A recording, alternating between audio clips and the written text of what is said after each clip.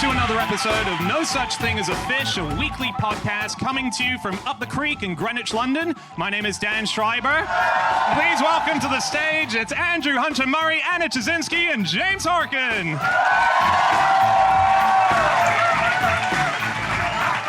And once again, we have gathered around the microphones with our 4 favorite facts from the last 7 days, and in no particular order, here we go. Starting with you, James Harkin. Okay, my fact this week is that this week's presidential debate was best watched with the sound turned off.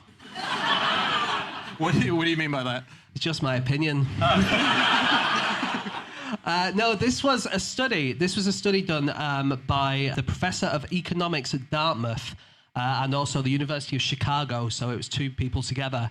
And they found that if people are watching a debate, you can tell who's more likely to win the election by seeing how charismatic and how kind of relaxed and how confident they are. But the problem happens when you turn the sound on and you're distracted by their policies. You can't tell anymore. I can tell you for a fact there was no chance of being distracted by the policies being discussed last night, so I think we're okay. That's true. So obviously I'm talking from a British perspective, so I can't vote in this election, so it doesn't make much difference to me who I think I should vote for. But it does make a difference to me who I think will win or who I think will lose. And so if I watched 10 seconds of each of candidates on silent, I should be able to tell who's going to win the election. Okay? Wow. And I did this, and it's bad news, guys. What? Hillary gets in? Yeah, I mean, what can I say apart from the fact that I watched the first 10 seconds of each person's speech, and Hillary was kind of blinking a lot and looking away, and Trump just looked more confident. Yeah, he's a very confident man. I don't think anyone's ever denied that. Huge revelation from you there, James. Even though, didn't he want a Secret Service code name to be humble at one point? That's true. I think he did ask for that. Yes, that's right. So a confident man with a sense of irony. Did you guys see that the Kansas State Police, they have a Twitter account. Did you see that tweet that they sent out? So they sent this tweet out just before the debate started, which said, "Reminder," in capital letters, "We realize politics can make emotions run high, but being mad at a presidential candidate in a debate is not a reason to call 911. And I think they've been inundated with calls, yeah. I saw some people warning not to play. There was this idea of a drinking game where every time Trump tells a lie, you take a shot. Cirrhosis figures have mysteriously rocketed across America. So there's been a lot about fact-checking, about whether journalism has the duty to fact-check and whether, because there are so many fibs being thrown around in this election. And I love the rating systems they have. So PolitiFact is a website, and the rating system goes true, mostly true, and then there's the 3 bottom categories are mostly false, false, and pants on fire.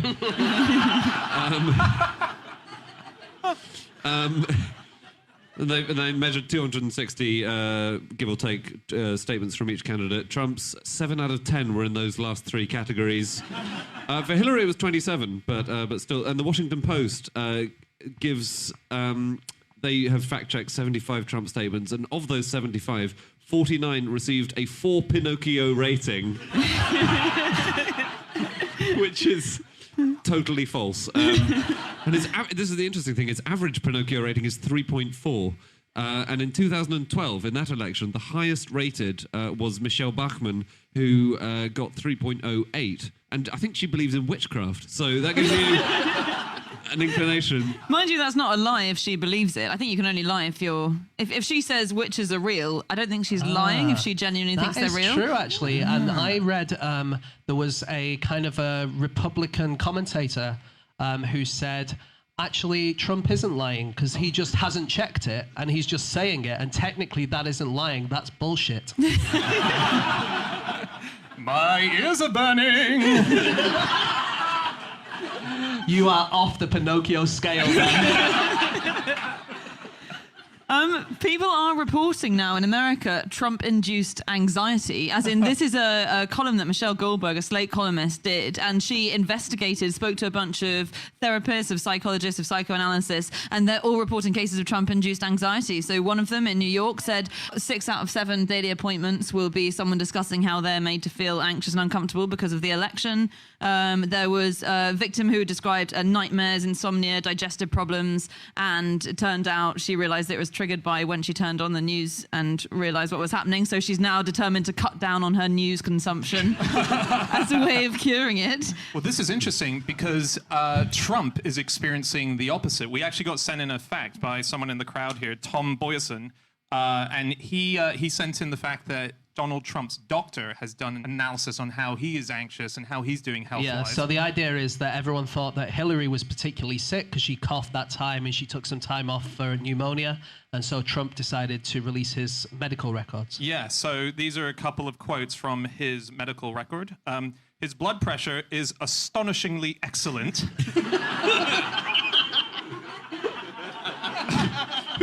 Was this doctor's name Mr. Donald Rump? Yeah, and same thing. His physical stamina and strength are extraordinary. So on debate preparation and things like that, so do you know when the first one was televised? No. Oh, no. So it was Nixon against Kennedy, which was 1960. yeah. Was that the famous sweaty one? That was the Sweatfest. No, that was our last series of No, so, this was the thing. So there's always a load of horse trading about what you get in. And there's actually a commission on presidential debates who have a senior Republican and a senior Democrat to try and make sure it's completely level. And Nixon wanted no reaction shots.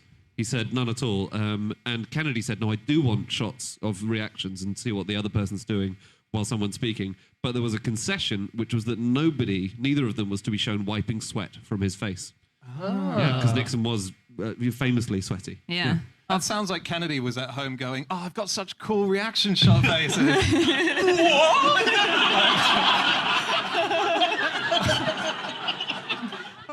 Do you know how Clinton got around that? Hillary or Bill? Bill, sorry, yes. I forgot we have to specify. I think it was Clinton who got around this because it used to be that you weren't allowed to show the other person in the debate while someone was talking. So when he practiced his debates, his advisors got him to practice on a grid layout of the stage so he could plan exactly where he was going to stand.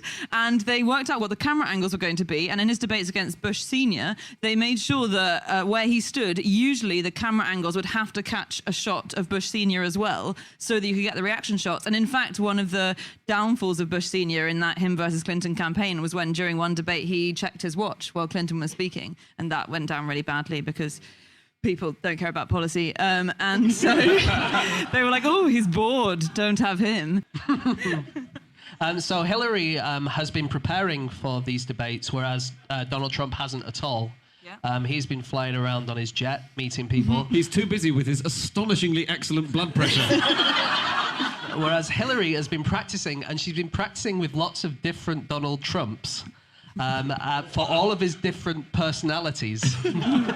So she gets people, they might be the angry Donald. The sexy Donald? But her Because main... he's got no problems in that department. Let me assure you. Is there like a list that she can grade them on to see which one is the best? What I'm asking is there a top trumps kind of thing?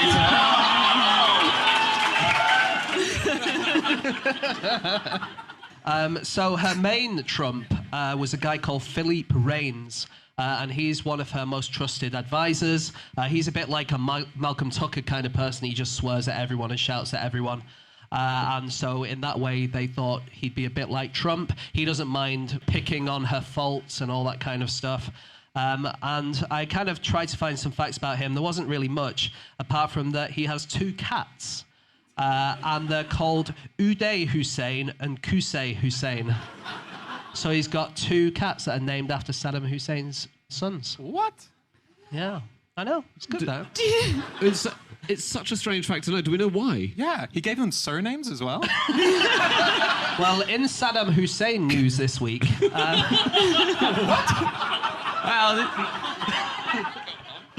There has been some. There's going to be a golden statue of Saddam Hussein sent into orbit. And this is by an Iraqi-American artist who's doing it as kind of a way of expressing himself, I guess. Did he do this? That's what artists do, right? Is it going to be tiny, though? Yeah, it's going to be pretty small. There used to be a kind of... Wait, no, hang on. Someone in the crowd expressed audible disappointment that we weren't going to get a larger statue of Saddam Hussein in space. You were hoping it was going to be like the size of the ISS. Yeah. So you can... I was thinking like... So you know it's going to go over and you go, you see that? That's actually not a star. I was thinking... The guys on the ISS. Is that... Saddam Hussein? It'd be great if he was like mechanized, so he was waving.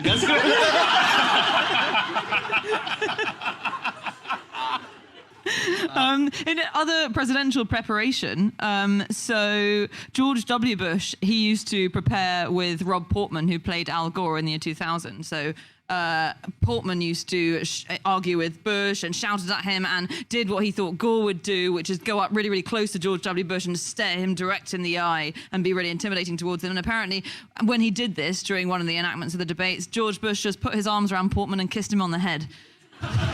Which feels like he'd missed the point of the presidential debate reactions. I have a fact about Al Gore. And Go on. In Al Gore news, in 2012, Mitt Romney was running against Barack Obama to try and prevent him from winning office again. And he was really dedicated. So he started practicing a month early and he built accurate practice podiums to match the debate stage ones. And he had 16 mock debates. So he was super prepared.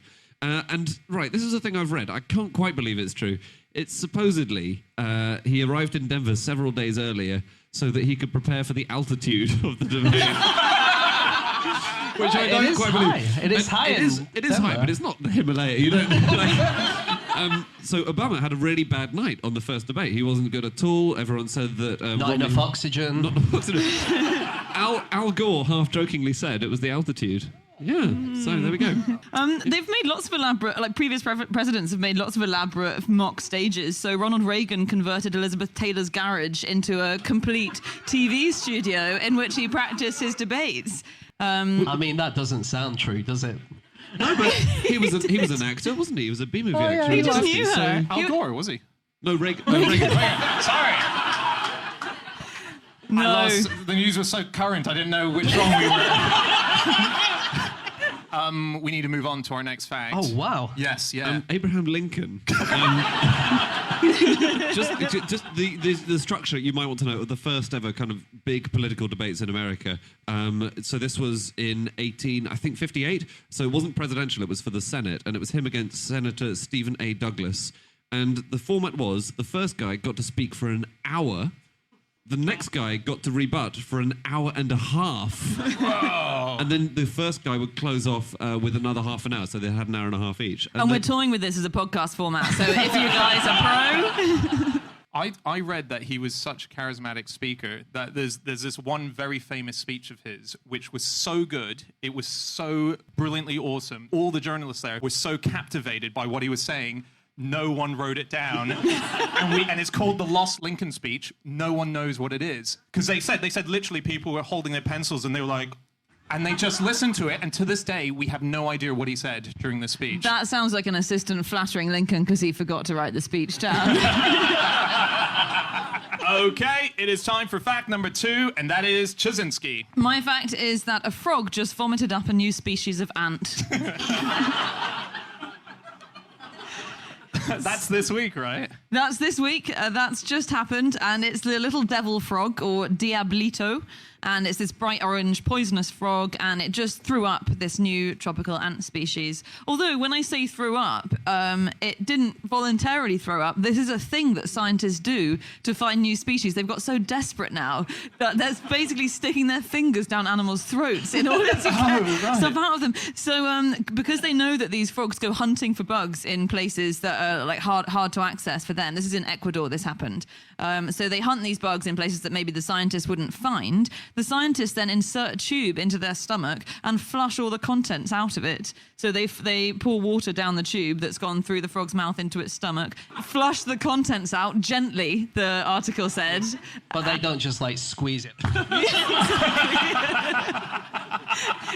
It's more of a massage, a light massage. And this ant... Dan is very amusingly miming a massage on a frog. A lot of physical comedy in this today, Dan, for what is essentially an audio show. Did you say they have a tray? That they put the vomit into, yes. Yeah, and they yeah, sort yeah. of, like they used a pan for gold, in fact. They sort of find the new species in the... Great. And then I read that they let the frog back into the wild. Yeah. And you said they're going to be all right, but I once drank 5 pints of water in 4 minutes for a bet. And that frog is not going to be good. Like, he is going to be wandering around dizzy, not really knowing what's going on for about 15 minutes. But we did find a new species of frog in your vomit, so that was... Weirdly, the ant is not the only new species that they found in that batch of vomit. There's other insects in there that they just haven't classified yet, but there were a bunch of new unknown species inside. Yeah. So what they do, they give this, if they get a live thing in the vomit, which does sometimes happen, they do a thing called a cafeteria test, which is where they offer the insect they've found multiple different prey items, and they see what it goes for. It's not the only species that's been found inside another species either, that's been named and found inside another species. And this one I find really cool. This is the Dunn's earth snake. And this was found inside another snake in 1932 in Nicaragua. And no one's ever found one since. Inside another snake? Inside another snake. So it was found inside a coral snake. Like a Russian doll of a... Yeah. My like favorite bit of frog news from the last year is that they were trying to work out. There's a frog called the Bombay night frog, and they were trying to work out how it mated because they'd never been observed because it does it at night. So they went and they managed to track one down, and they got their sort of night vision stuff, and they followed it, and they saw it mating, and it was an amazing discovery because there are 6 sex positions in the frog world, no more than 6. So Froggy style? Yeah. But so when they observed this, this frog was doing it in a 7th position, a never-before-seen position in frogs. So they've had to add a new position to frog sex, but it's so far exclusive to the Bombay night frog. And what it does, and it's crazy, it climbs onto the head of the other frog, and it just starts doing the head. Again, for people listening at home, that is very amusingly showing someone doing the head.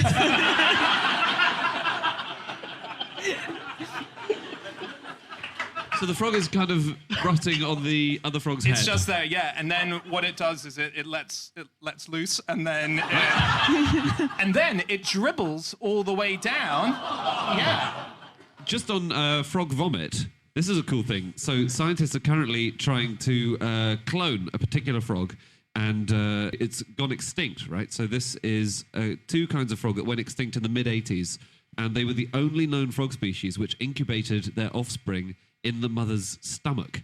So once the eggs were fertilized, she ate them, and they have this chemical in them which says, stop producing hydrochloric acid immediately, because otherwise they'll just be dissolved in the stomach. And so it turns off the production of hydrochloric acid. And when the eggs hatch, the tadpoles have to keep producing this stuff in their mucus to say, don't digest us. And then they get bigger and bigger, and eventually the mother is entirely stomach on the inside, and eventually the pressure builds up, and she vomits out the offspring. Oh, she vomits out her vomits babies. them out. Yeah. Hey, here's one terrifying frog, actually, which there's been news about recently, is the scrotum frog, which we might have talked about before. It's the Titicaca water frog. And this year, it's transpired that they're critically endangered because they are being eaten in Peru or drunk as part of a smoothie, which is supposed to be an aphrodisiac. But they came second to the blobfish. Do you remember a few years ago there was that contest for the world's ugliest animal? Yeah. Blobfish won. They were second. That's even worse, isn't it, really, than being the ugliest? Being the second ugliest. It is, and also, I think that's so sweet. So well, they look exactly like scrotums. They are more attractive than scrotums, I would say. Even more attractive than a scrotum. I know, it's almost impossible to believe. I've actually got a picture if you want to... A picture of what? So I think it's unbelievably sweet. It's got this flabby skin, but that's because it lives in areas without much oxygen, like aquatic environments or high altitude, so it needs lots of surface area to absorb it. But, I mean, I think it's adorable. The person who's studying them says they have permanent smiles and dark, forward-facing eyes that give them a sweet, cartoonish look. But enough about scrotums. We need to move on in a sec. Well, all of my research was about ants. One thing about ants, this was in New Scientist 2 weeks ago. There are ants trapped in a nuclear bunker, and they've developing their own society. What do you mean? So there's like this nuclear bunker underneath a forest somewhere, and there's a ventilation pipe, and the ants just keep walking past this ventilation pipe and falling in, and they can't get out again. And so they've kind of built their own nest, and they're living as like a little society there. But it's not. I thought you meant they were just very paranoid ants. So unfortunately, as far as they can see, there's no food. And so they kind of set up a nest, and these ants keep falling down into this society, but then they all die because there's no food. And there's a carpet of ants that's 2 centimeters deep over this whole nuclear bunker. So that's what we've got to look forward to when the nuclear apocalypse comes. Yeah. A As soon as Trump is ants. elected, that's what we're going to look forward to. Okay, it is time for fact number 3, and that is Andrew Hunter Murray. My fact is that a group of Saxon soldiers is marching 300 miles towards Hastings.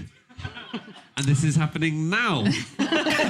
It's topical. It's a reenactment that they're doing, because what we've just had is the 950th anniversary of the Battle of Stamford Bridge, and that was the battle 3 weeks before the Battle of Hastings. So we're about to have the 950th anniversary of that.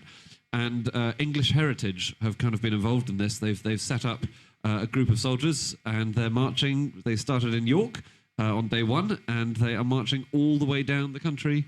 They're going to stop in Hyde Park in London for a bit. And When you say soldiers... So, reenactors. Right. So that's a big unemployed difference. people dressed as soldiers. Well... So this is unkind. It's unkind. I spoke to one of them this afternoon, actually. Yeah. That's an embarrassing moment when you're in reenactment mode. Time traveler! Not quite from the present, though. Still got that Nokia ringtone from 10 years ago.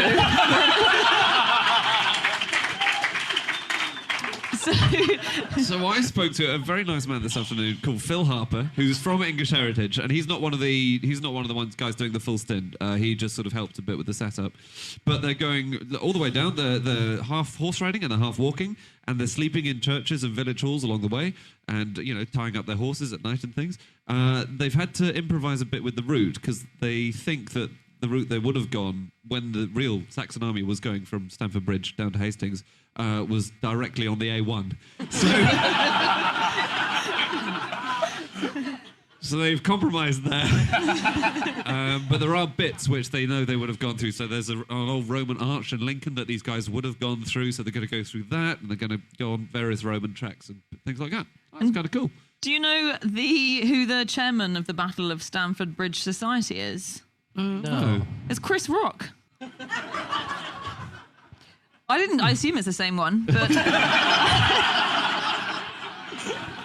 No, so he said this week, Chris Rock said this week, that the reason they're doing it, and he's led this, is because the battles in Yorkshire are overshadowed by the whole Battle of Hastings thing, which is actually very true. So we don't, I think, give King Harold enough sympathy for the fact that he'd been under attack from the Vikings for a long time. England had, Britain had, and he finally got up to Stamford Bridge and defeated the Vikings, defeated Harold II, Harold Hardrada, and his brother at the same time, didn't he? So as in King Harold of England's own brother was fighting him. He defeated him. He defeated Harold Hardrada. He went, thank fuck for that. We've actually got our own country for once. 3 weeks later, he went down south and got defeated by the Normans, who essentially still in charge, I think. But yeah, so 3 weeks of independence England had. Yeah.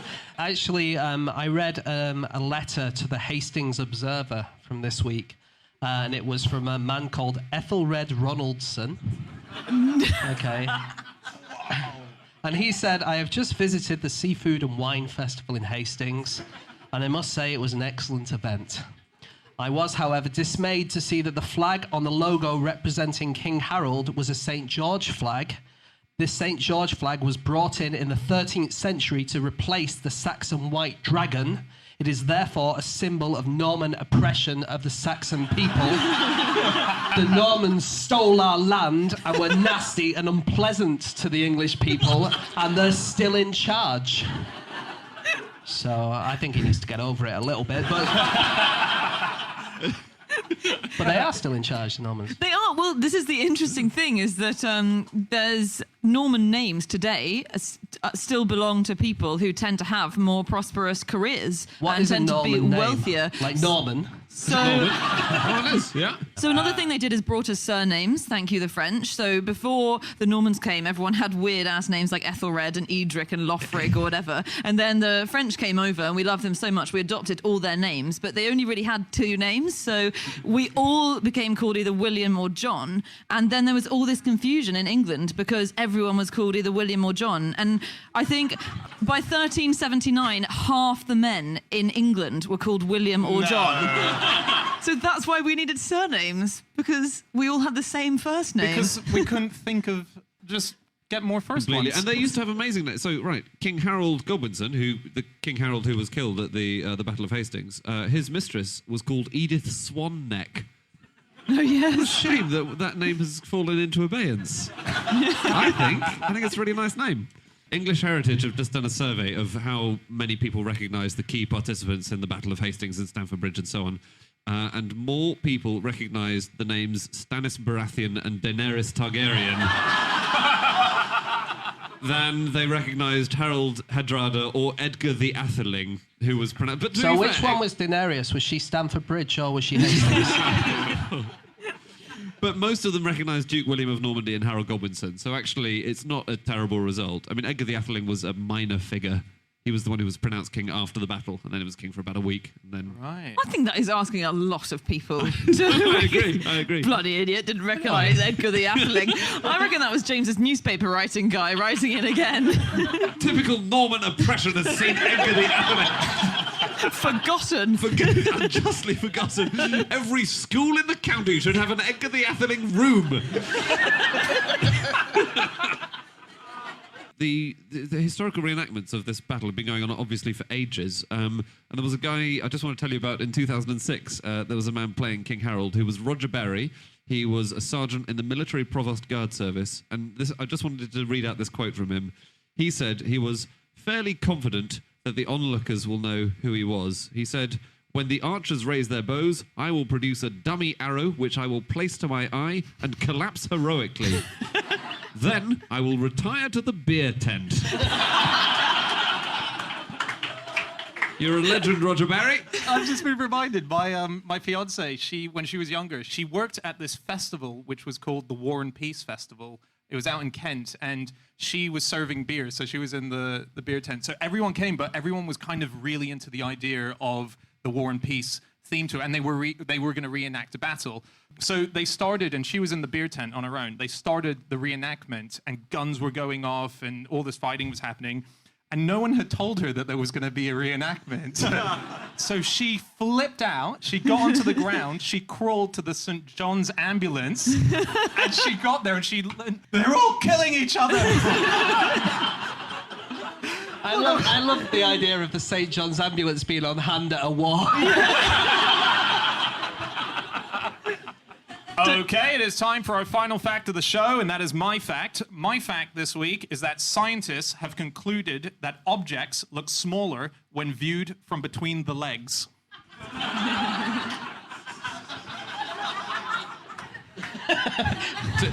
I was going to say, if you're viewing an object between your legs, Dan, as it looks smaller, then... No, scientists say it. What? Go on, explain. Well, okay, so this was actually published a while ago, but hopefully all of you saw this week was the annual Ig Nobel Prizes. Yeah, Ig Nobel Prizes, if you don't know it, is an awards, it's a scientific awards for people who do research that first makes you laugh and then makes you think. And so all the little bits of research that might get ignored because it has a slightly odd element to it or it doesn't have huge impacts to our understanding of the universe. This is the award system that allows for them to be recognized. And so this was one of the awards that was given. It was given to a Japanese team who had discovered this. I mean, it's pretty much what it says on the tin. It's smaller when you look through your legs. Yeah, but what do you mean by through your legs? Is it Oh, when not like you- X-ray. Like, you got to look through the Like hole. when You bend stand over up and and you bend over. Yeah. It's like the 8th frog sex position, isn't it? Yes.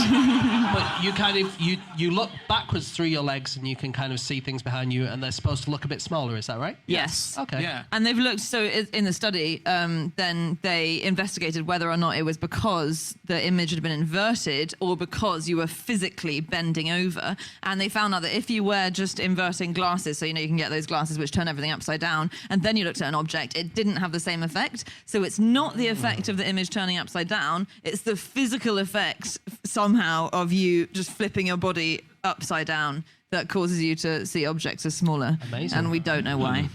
There is a famous, I think, Native American tribes that would tell the height of a tree by walking away from it and then bending over until they can just see that the top of the tree is level with the top of the groin region, and then you would know the distance that you are from the tree, and through trigonometry you'd be able to work out the height of the tree. Wow. And that was the way that they did that. Really? So they Yeah, actually yeah. is. So what did women do for the same thing? I guess it's just. I mean, they would have to subtract the height of the scrotum from. I mean, we still have legs. That's so interesting. they did do that. I love when I hear stories of testicles being used for scientific purposes. If you're like out in the wild, because so that's the Polynesian travelers. If they were on boats and they were looking for which way they wanted to go, where the tide was going, what they would do is they would dip their testicles into the water because it's the most sensitive bit of a man's body. So they dip in and be like that way.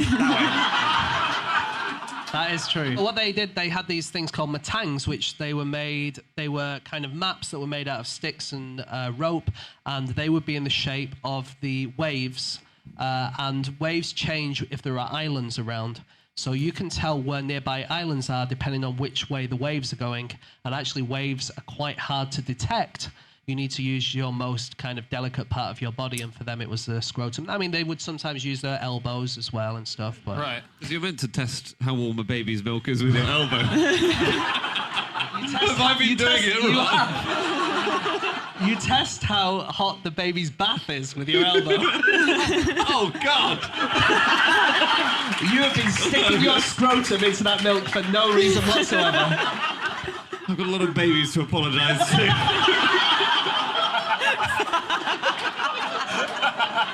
Worst uncle ever. I was googling upside down things, and because I just thought, okay, look upside down, and what else is upside down? So we were talking about new species that were discovered. Last year, a new monkey was discovered, and they've nicknamed it Snubby. It's a sneezing monkey, and its nose is upside down, and it lives in rainy areas, and so as a result, its nose just takes in all this water, and it sneezes because it has little puddles, so it has to go and sneeze out all the water. So mostly when people are trying to observe this monkey and it's raining, their head is literally in their legs because they will drown. Oh yeah, they hide in their arms. Yeah, they don't hide in their arms because I their didn't know nose it is was the wrong way upside around. down. Yeah, it's upside Really? down. Yeah. That's amazing. I can't work out if it would be more annoying, when you have a trickly nose and it goes into your mouth, if it would be more or less annoying if it trickled into your eyes. But it would be different. More, yeah, more. More, probably more. So this prize that this Japanese team won for the objects are smaller through your legs, it was also quite a big prize because the Ig Nobel prizes have been going for something like 25 years, is it, James? Yeah, Maybe at longer. least, definitely. And this is the first time that a single country has managed to make it 10 years in a row of winning an award. Oh, have Yeah, they? so Japan are the first people. So a few examples of previous awards that they got. They got an award for chemistry, which was someone had invented an infidelity detection spray that wives can spray onto their husband's underwear so that when they come home, they can see if they've been unfaithful. At least let me take them off first. That was the problem in the first place.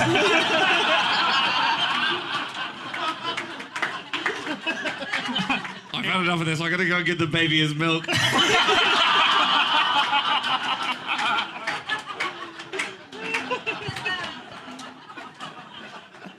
Dude, there was another testicular Ig Nobel awarded this year. Was there? This was the award because they have different categories depending on which papers they want to win. So they don't always have this one. But this year, the Ig Nobel Prize for reproduction went to a contraceptive device where you have to put your testicles in a polyester sling. So this sling device, it raises the temperature of your testicles, and apparently that is measured by the rectal testicular temperature difference. Oh. Is it a thing? So hang on, what if the temperature of your rectum is raised as well? Yeah. Then... Did they test whether the rectal temperature increased? I think the testicular temperature increases, which decreases the difference between the rectal and the testicular temperatures, but I might be wrong. Unless the rectal temperature increases as well, in which case the difference between them stays the same and your experiment's void. Yeah, but I'm just saying, I think... Yeah, no. I think there are holes in this experiment. And that's it for our show. That's it.